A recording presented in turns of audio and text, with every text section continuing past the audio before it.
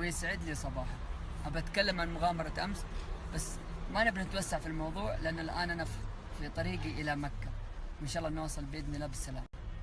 طيب، المغامرة حق أمس كلها واضحة قدامك. في أشياء غريبة صارت الآن بقول لكم إيش هي. أول شيء الأصوات اللي قاعد يقولوا ياسا ياسا، هذول من المتابعين لي في نفس المنطقة، يعني بس في جبل فوق بعيد الجبل شوية قاعد ينادوني.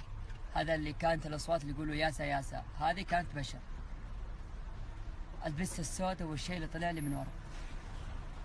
البسة السوداء أنا دقيت الزير وقلنا هذه قد تكون خرافة، وإلى الآن أنا ما أعرف هل هي اللي جابت الأشياء الغريبة ذي.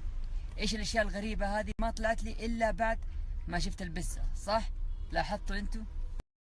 لكن من بعد ما دقيت الزير لما سمعت أصوات كذا غريبة، حتى قريبة مني الأصوات، ما أعرف إيش هي. هل هي ضفادع ولا هي حشرات ولا نوع من الحيوانات قريبة مني كذا بس ماني قاعد أشوفها. الله، الصوت قريب مني لدرجة إني قاعد أتخيله كذا في عبي أو وراي ملصق أو جنبي في كتفي. الصوت مرة كان قريب. كان بعد ما في سنابة من السنابات قعدت أدق كذا في زير، فجأة كذا طلع الصوت، على طول رميت اللي في يدي وأخذت الجوال وأنا ماشي في الطريق. دخلت بيت على اليمين كان فيه الصوت هذا. البيت هذا اللي على اليمين فيه ورق على اليسار. الورقة ترى هذه جتني اللقاف وفكيتها، طلعت فاتورة كهرب، يعني ما هي طلاسم ولا شيء، ما أدري سحر، ما نتكلم في شيء سحر أصلا، هذه ما هي من تخصص ولا أفهم فيها أنا. لكن البيت كان فيه الصوت برضو، غير أصوات الخطوات اللي كانت في الخشب اللي فوق.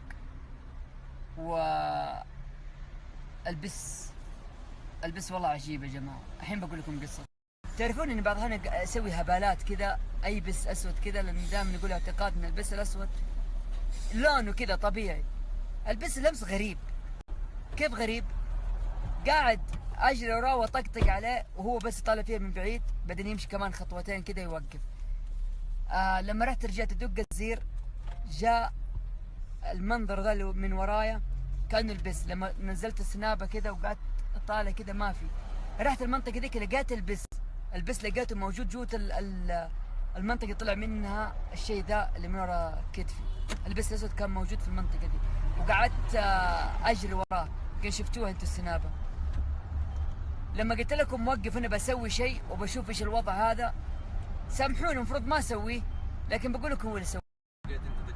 طيب كمان أبو علبلوز يقول لما كنت أدق الزير عند الخيمة هناك يدقوا زير، هم نايمين في الخيمة. ها صح؟ اي والله. وحلف الرجال والله هناك كانوا يقولوا يدقوا زير. المهم خلونا في الموضوع اللي مرة مهم.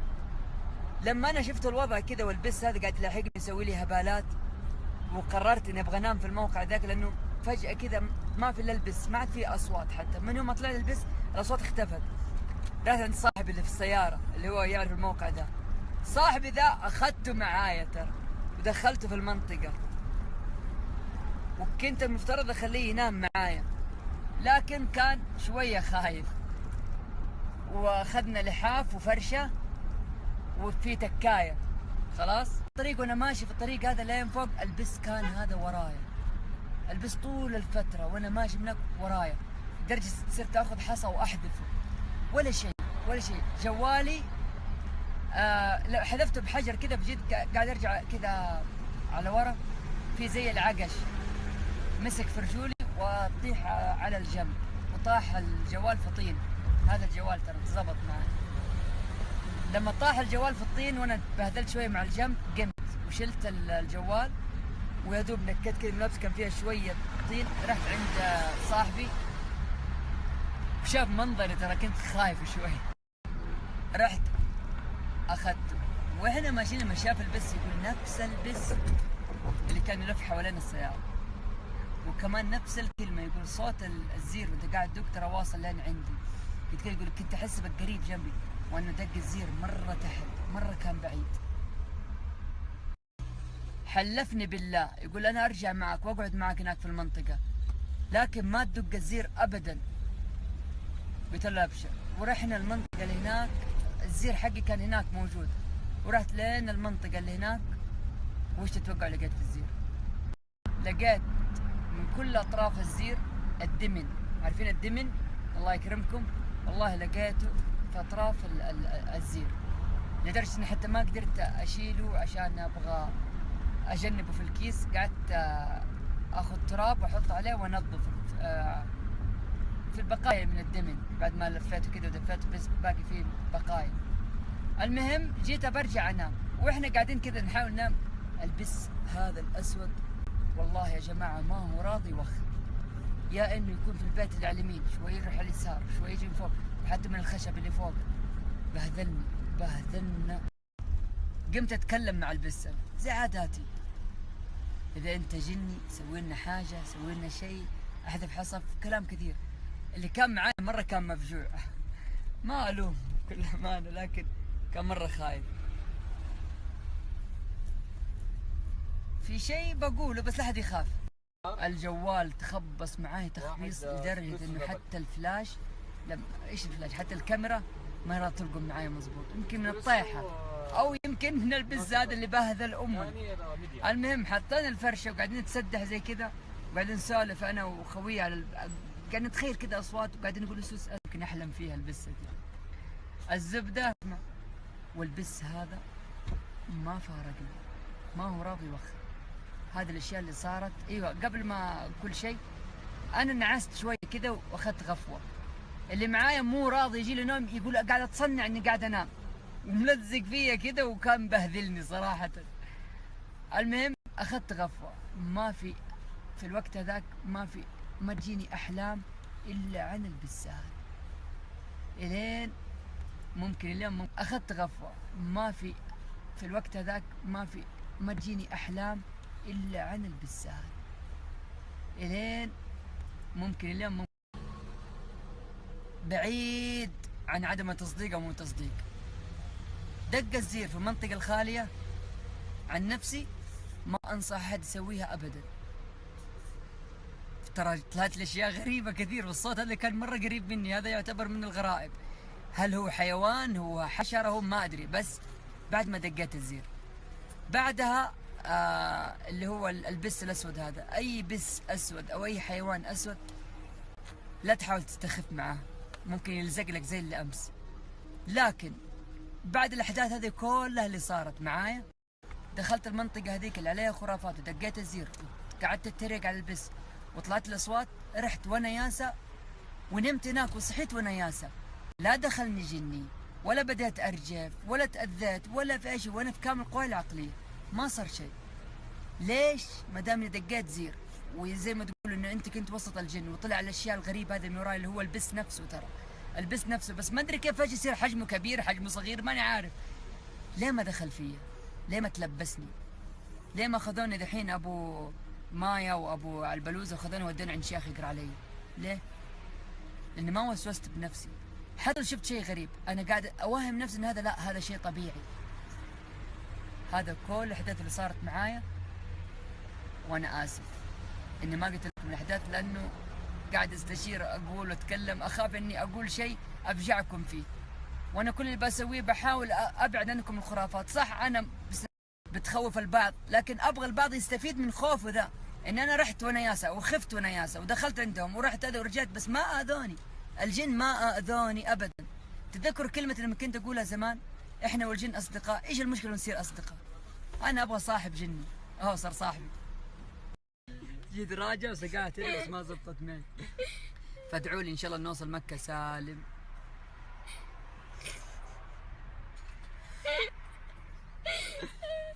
والله مايا انت يوم لازم اخذك انت وعلى البلوز معانا مغامره. ضحك الصوت.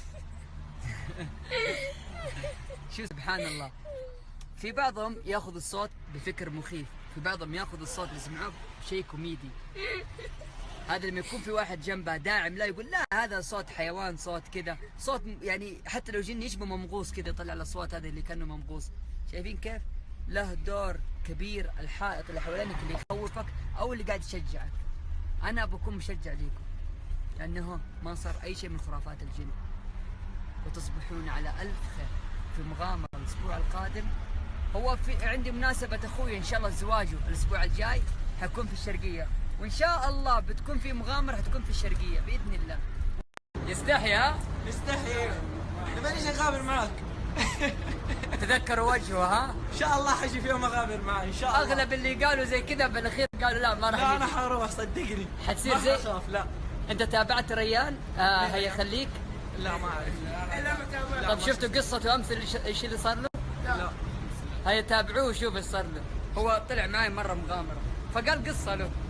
ما في مشكله حنشوف قصته وحنيجي نغامر معك صدقني ما في مشكله. وغلقنا ولله الحمد جميع مشاويرنا في جده. مع مين؟ مع نفرات. السلام عليكم. طيب في موضوع مره مهم اقوله. الويكند الجاي انا عندي زواج اخوي الصغير، واخيرا راحمنا بني قحطان، والله انتم على راسنا. ان شاء الله حفل الزواج بيكون في المنطقه الشرقيه بالاصح في الظهران. الله يتمم لهم على خير. اخوي الصغير عبد الله ده مره احبه، الله يتمم له على خير. المناسبه هذه والحفله اهم من المغامره، يعني الويكند الجاي ما بيكون فيه مغامرات. الويكند اللي بعده تتوقعوا فين بتكون المغامره؟ ان شاء الله بتكون في جازان، واخيرا بجيكم من الجازان. عندي مشكله واحده بس، نبغى جيب، نستأجر جيب، ما نلاقي جيب هنا احد في جده يأجر او في نفس المنطقه اللي بنروحها في جازان. نبغى واحد محل يأجر جيب، لان المنطقه اللي بنروح فيها نغامر تحتاج الى جيب. بنروح فيها انا وابو سعود وعلي خليل. ان شاء الله ربي ييسر لنا ونلقى محل يأجر لنا في جازان. جاب لي سروال فهد. تخيل ادخل ايفنت انا لابس شورت. مستحيل مستحيل يا فهد. والله جاب لي سروال. معلش ما البس الا اكس اكس اكس اكس لا. طيب البس يلا. هي بدا الايفنت.